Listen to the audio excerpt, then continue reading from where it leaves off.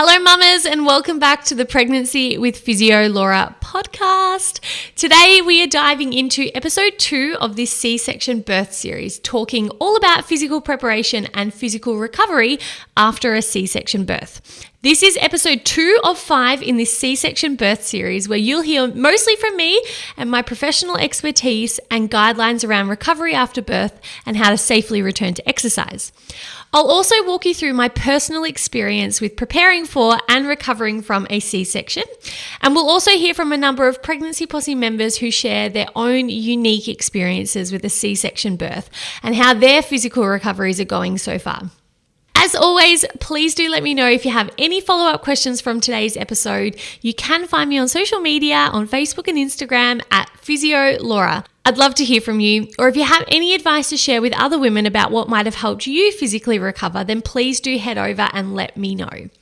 And don't forget that we've already released the first episode in this series on mental preparation and emotional processing for a C-section birth. So make sure you go and check that out before listening to today's episode because mental recovery is just as important as physical recovery.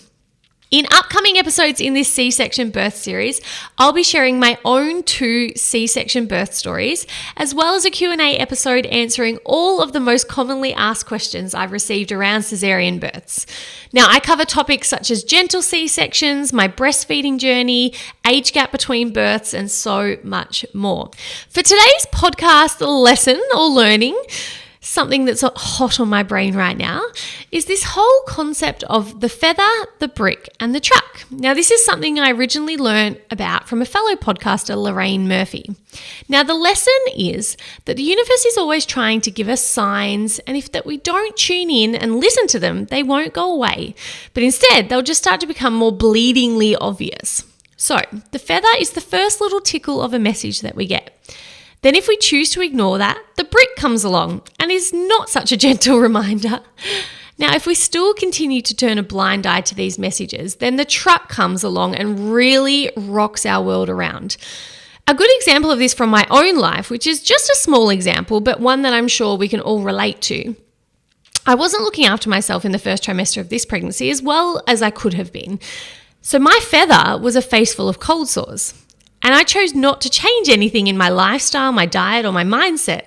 And so the brick came, and the brick for me was constant lethargy and fatigue. Now, still, I continued to ignore what my body and the universe was communicating, and the truck, albeit a minor example in the grand scheme of life, the truck was a full day on the weekend of being couch-bound and completely devoid of energy. So I wonder if you pay attention right now, are there some feathers tickling you? And could you listen to those and avoid the truck needing to stop by to teach you a life lesson? Now, let's get into episode 2 of our 5-part C-section birth series, chatting all about physically preparing for and recovering from a cesarean birth. Okay, so we've covered mental preparation and processing, but equally as important is your physical recovery after birth. Yes, I am saying birth because I truly do think that all birth needs time and tender loving care to recover well. Obviously, a C-section birth is a major abdominal surgery, so it should go without saying that physical recovery is very important, and that is what we're going to chat about today. In the lead up to a C-section birth, the best thing you can do is stay active, strong, and mobile for as long as you can in your pregnancy. This obviously may not always be possible depending on your health status, but if you can try to continue moving your body in gentle and pregnancy-specific ways right up until the day you give birth, it can make an enormous difference. If you are tired or feeling sore, you can still move. Just modify it to suit your body. It might just look like simple stretches or hanging over a fit ball and rocking back and forwards or doing gentle pelvic floor exercises. But all of these gentle and simple movements are important. I personally stayed active throughout my entire pregnancies with a combination of Pregnancy Posse workouts, walking, stationary cycling, swimming, and pelvic floor exercises. I felt mobile and strong and have always had really good physical recoveries after birth. Now, I want to speak mostly about the immediate physical recovery after birth, as this was a highly requested topic to explore on the podcast. This may be different for others, but for me personally, it looked like being bedbound for 24 hours. So immediately after birth, I was numb from the waist down. And I vividly remember looking at my belly and thinking that it looked exactly like a waterbed, which was equal parts funny and fascinating to me. I was catheterized for the first day and I stayed in bed the entire time. So we were in a private hospital. So my husband was staying in the room with me, and I think he was the one who would grab the baby from the bassinet and hand them to me when they needed to feed. But to be honest, I actually don't remember a lot from these early days. And I'm not sure if it's just because I generally have a terrible memory or whether it was because I was coming off the anesthetic drugs that may have affected it. I do remember having quite bad shakes after my first baby was born. So they started about an hour after the surgery and I just could not stop. And apparently this is quite common. I couldn't hold my baby well, and I remember someone had to feed me ice chips as I just couldn't do it myself. I was shaking so badly. I do remember feeling tired and a bit groggy, but otherwise I was good. So day 2, once the catheter was removed, I was able to get out of bed for the first time. Now, this was a really strange feeling. I felt shaky and slightly lightheaded, and all I did was walk to the shower and back, but this was a huge effort for me. I moved really gingerly and felt quite vulnerable, but fortunately I was never in pain. I was always super diligent at taking regular pain medications and not waiting to feel pain before I took the medication, and that's definitely something I would recommend to you. Take the medication as per the prescription. I also wore my tubie grip bandage and loose pants or shorts and a really baggy breastfeeding top, which made me feel really comfortable but also semi-human and alive. And just having a shower, a coffee, and getting out of bed on day 2 felt so good. Now, with both my births, we were in a private hospital. So we spent 4 to 5 nights there. And this was really wonderful because we had a private room with me and my husband, and we could really settle into newborn life. And I felt really confident to go home at the end of it. I was mobile and pain-free when I left hospital. The most activity I ever did in hospital for those first 4 to 5 days was to walk the length of the corridor and back. And this was honestly more than enough. I tried to get outside with my baby in the courtyard every day for some fresh air and sunshine. And my husband would walk to a cafe each morning to grab me a coffee. I ate wonderful food. We brought in our own speaker and quietly played our favorite music. And honestly, those early days of recovery felt quite nice for me, really. I breastfed always in an upright position, so either in a comfy chair with armrests and a little footstool, or in bed propped up with pillows behind me and under my baby for comfort and support. I slept well, or as well as you can when you have a fresh newborn. I do remember feeling awkward when trying to roll over or get out of bed, but otherwise I slept pretty well. And I looked after my scar as per my obstetrician's instructions. Now, I understand every doctor has a different protocol, so it's best just to follow what your doctor says. But fortunately, I've never had any troubles with my scar, and I do believe that is because I always kept it dry and clean. I never pushed myself or overdid it with activity in the first few weeks, and I wore my tubie grip bandage compression every single day. Now, I would pat dry my scar after the shower, and then I would use a blow dryer on it to keep it really dry. I would then keep it covered all day under a bandage and a tubie grip. And I never needed to use silicone strips or anything like that. The only time I ever had a problem was in my second birth recovery. I think I slightly overdid it when looking after my toddler that day. And I did have a tiny split on my scar, which I noticed was a bit open that night. And I didn't have any pain, but I remember I cried and I cried because I felt so upset and vulnerable, like my body was going to break in half. But once I steri stripped it back up and I spoke to my doctor, I felt much more comfortable. I started scar massage once the scar was fully healed, which was around 6 to 8 weeks both times. And I did this a few times per week for a month or so. Now, touch wood, I've never had any issues with my scar in the long term. I barely ever notice it, to be honest. I barely ever think about it. I think it looks great. It is subtle, it's pale, and the only difference I noticed after my second cesarean section birth compared to my first is that the scar skin is slightly tighter. So the abdominal shelf, or whatever you want to call it above the scar, is slightly more prominent for me second time round. Now, it is still slightly numb, which is normal for the first few years, but touch wood doesn't cause me any pain or discomfort. Now, I do recommend to my clients to look after your scar as per your doctor's instructions. So contact them if you notice any redness, discharge, or pain at all. Don't push yourself physically at all for the first few weeks, and do start gentle scar tissue massage after it is fully healed, because this can help to break up any adhesions and also help to resensitize the nerves in that area. Now, speaking of scars, I also get a lot of women ask me about this whole C-section shelf business, which is honestly a term I'd not heard about much before, but I'm going to chat about this in a future Q&A episode in this series, so keep your eyes open for that if you're interested. Now, let's chat about exercise. So many women ask me about when to start exercise after a C-section and what exercises are best. Now, I am in the process of creating a postnatal pregnancy posse program, and in this there will be a detailed description of C-section recovery and what exercises are best. But let's just talk in general terms for the moment, remembering that every person, every recovery will be unique and different. So for the first week after birth, your only focus should be on bonding with your baby, establishing feeding and gentle mobility. So wear a compression garment, make sure you keep your bowels healthy and that you're not straining on the toilet, stay hydrated, only do short walks and gentle pelvic floor exercises if you feel up for it. Now, come week 2 or 3 after birth, you may feel ready to increase the time and or the speed at which you walk. Please do keep in mind though that you want to gradually increase this. So don't do a big jump up in intensity. I really remember feeling pain for the first time at 10 days post-birth because I felt so great when walking that I just overdid it and I went too far. So it's better to be safe than sorry. Just start by walking around the block to get fresh air and sunshine for you and your baby, and then add 5 minutes each time if you feel okay.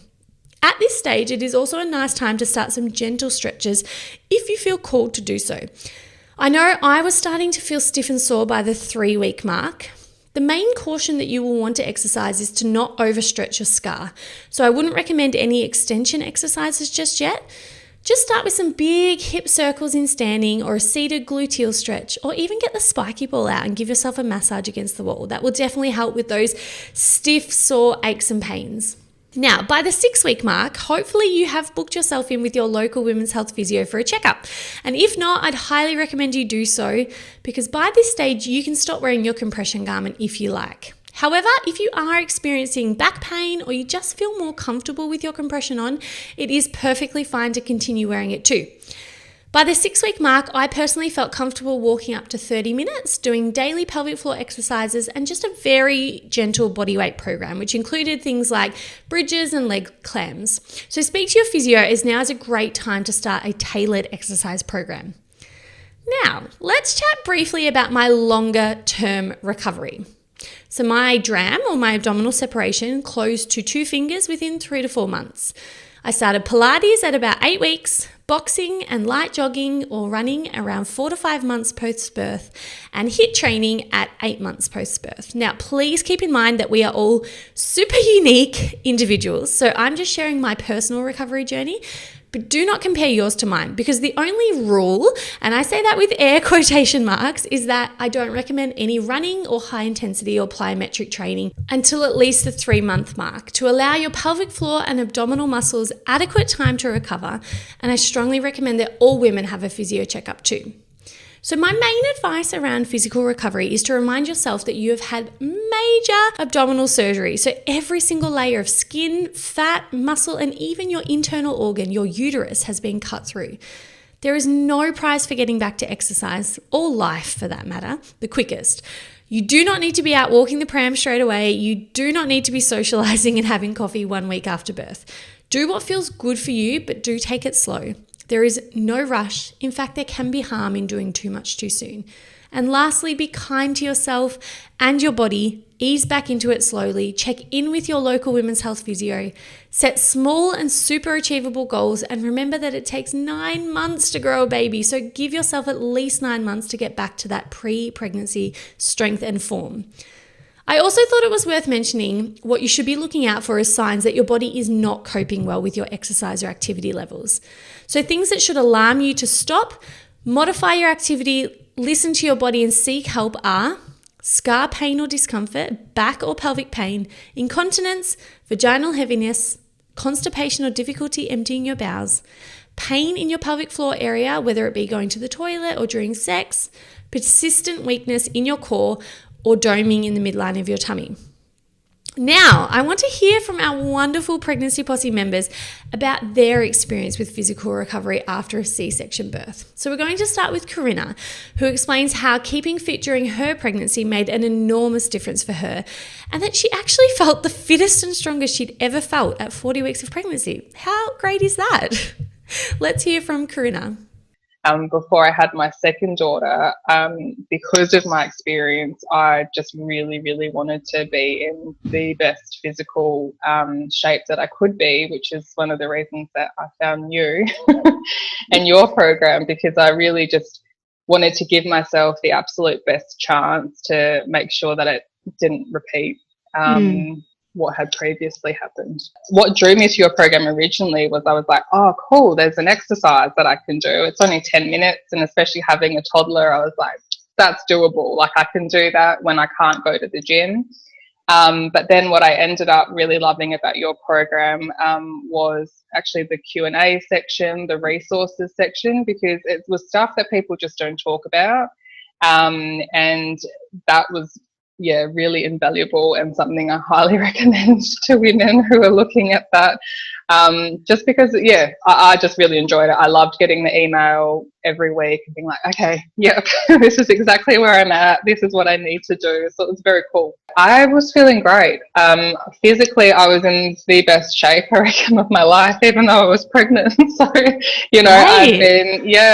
had been, doing the gym exercises. I'd been following posse exercises. I felt really good. I was in a really good state of mind and physical state.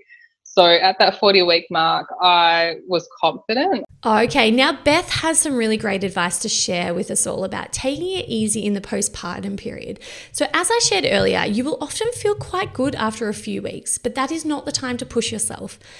Beth describes her experience with this after birth and how she was able to return to all her favourite sports and activities pain-free, but that she needed to learn the lesson to take it slow. The most important thing I found was not trying to do too much too quickly. I found that although the first days in hospital, if I hadn't have had the pain medication I was on, I probably would have been in quite a lot of pain. I was surprised by, once I got home, within the first couple of weeks, how quickly I felt better. I really had to be conscious about not pushing myself to do too much too soon physically, because although at the time doing those things, I felt quite good and I was able to do those things, it wasn't until after I'd finished doing those things, maybe going for a bit of a longer walk, maybe trying to put some washing on the line. During those things, I felt fine. And it wasn't until afterwards that I thought, oh, okay, I'm in a bit of pain now. I think that might have been a little bit too much. So just trying to have that self-control a little bit to remember that you've just had major surgery and you do need to take it easy and not try and do everything back to normal all at once. Yeah, I love that. That's really good advice, because I agree with you. I think a lot of women will feel great very early on in their recovery and they'll surprise themselves as to how good they feel. But that's not a sign that physically your body is actually at that stage. And I agree that when you get pain, that's actually probably a sign that you've already gone too far, as opposed to, oh, that's when I should stop. That's like, oh, no, we're actually 3 steps beyond where we should be. Now that you're a few months down the track, would you say you have any physical repercussions from your C-section? Do you feel 100% back to normal? Do you have any pain, any numbness? Like, where is your body at right now? I'm in a pretty good place. I certainly don't have any pain. I do still have some numbness, which is more just weird than anything else.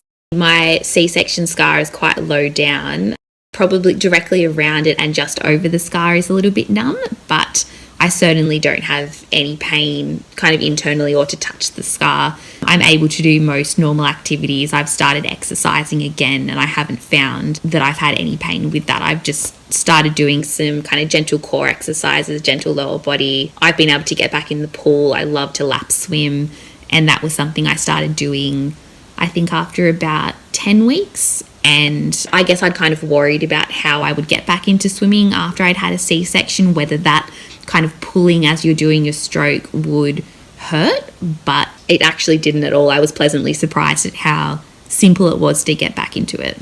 Great advice there from Beth on not pushing too hard too soon after birth. Now we'll cut to Lisa, a Pregnancy Posse member who describes her straightforward recovery so far and how she is not experiencing any negative physical side effects months after her C-section birth. She also describes the importance of doing her regular posse workouts and pelvic floor exercises and how that helped her to stay physically and mentally strong during her pregnancy. I was very lucky. I think I had very good doctors in terms of my Caesar, and I think it was a pretty straightforward one for them. I had a really good recovery. I was only on the heavy drugs in hospital.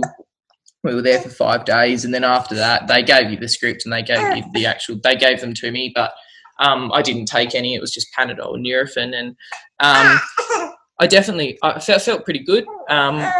The first walk was a bit of a shock that I went for, I suppose, that I ventured outside because I kind of walked about 200 metres and I was like, oh, I'm exhausted. And it was just, I don't know what that was, whether it was a lot of things like mental and physical fatigue, I think. So that was a bit crazy. But besides that, I think kind of after the first 2 weeks, I was pretty much good to go. I didn't have much pain.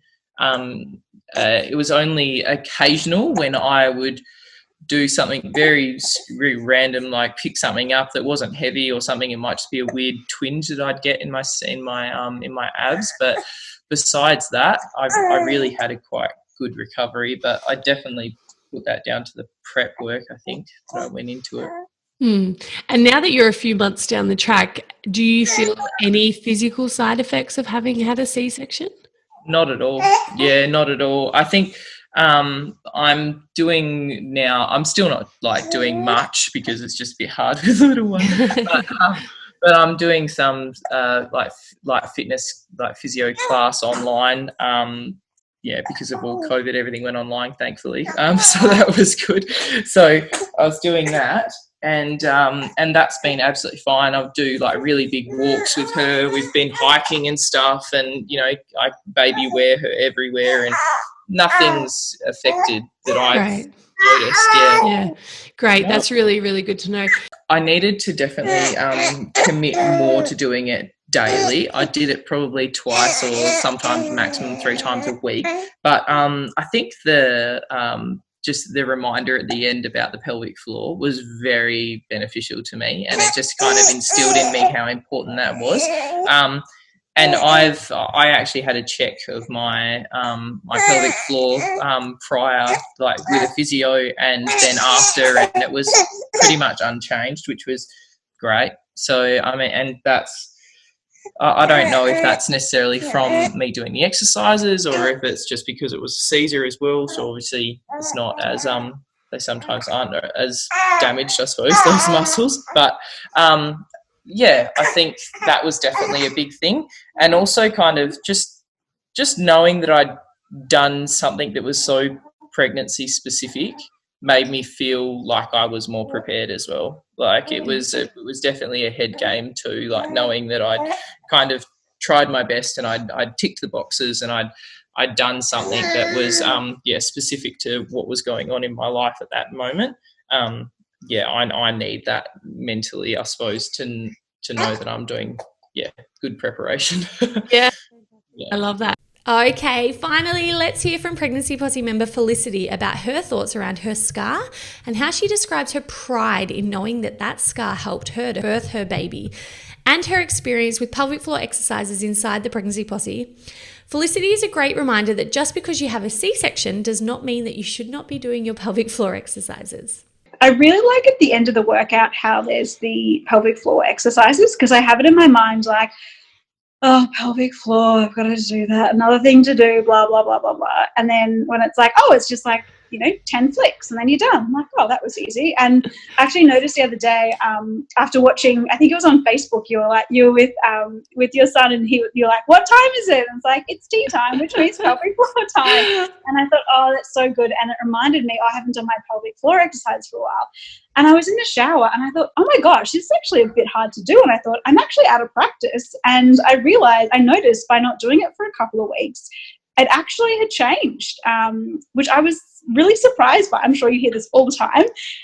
But yeah, I think having that association of a habit with at the end of the workout, I'll do my pelvic floor, or like, when I'm making a cup of tea or having a shower, you can just do it then. And it's literally 10 seconds. Don't make it a big deal. Just do it. It's simple. Yes, 100%. And I think that's a really good reminder to any of the women that having a C-section doesn't mean you don't need to do your pelvic floor, because you still need to re-engage that muscle, wake it up again, get the brain to start talking to the pelvic floor, because it can become a bit sluggish after a C-section. And being pregnant in itself is a risk factor for some pelvic floor dysfunction, just because of the added weight, the hormonal laxity. So it's a good reminder that just because you've had a C-section doesn't mean that your pelvic floor just picks up where it left off. Yeah. And it was like this brain thing of like, my brain was telling my pelvic floor to move, and I was like, it's a bit slow. Oh, yes. What's that about? And then it's taken me, I've been doing it every day now, so it's getting back, but it is taking some time. Well done. No, that's fantastic. And I know you're still early days postnatal, but do you feel like you're happy with how your scar looks? Yeah, I love it. I'm like, I'm not putting any cream on it. I'm like super proud. I'm like, it's actually too low. You can't even see it because it's actually quite below my underwear line. But I'm like, I want to be proud of my scar. I'm like, I created a human, but I know not everybody's like that. I love that so much. Hey mamas, Laura here. I really hope you enjoyed that episode and now have a better understanding of what postpartum life might look like after a C-section birth.